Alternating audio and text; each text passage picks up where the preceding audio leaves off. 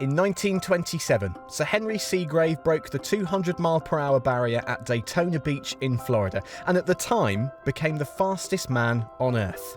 The machine that took him there? The Sunbeam 1000Hp, nicknamed the Slug for its looks.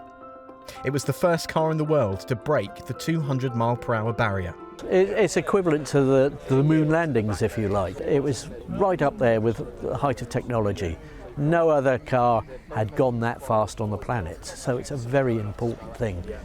Ian Stanfield is the senior engineer at the National Motor Museum, and he explained how the workshop team here had to rely on their experience alone to restore the car's rear engine, ready for its first start in public in 90 years. There's no such thing as a Haynes manual for a 1000 horsepower Sunbeam, so we thought we had to check it out.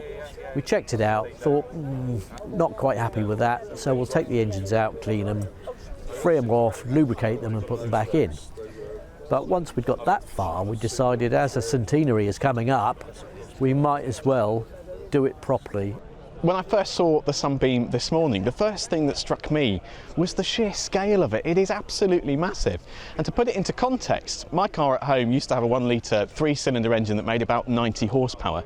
This has currently got a 22.5-litre 12-cylinder engine, and when they finish restoring it, it'll have 2 of them. The plan is to take it back to Daytona Beach to commemorate its centenary of when it took the land speed record in 1927. 10, 9, 8, 7, 6, Here we go. 5, 4, 3, 2, 1.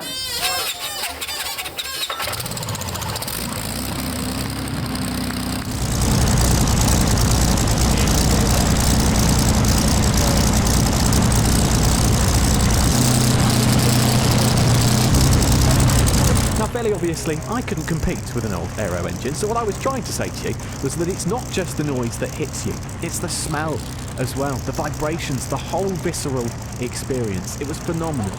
And to think Sir Henry would have been sat between 2 of them on his record attempt 100 years ago, very nearly, is really quite incredible to think about. Josh Bowness, BBC South Today, Beaulieu.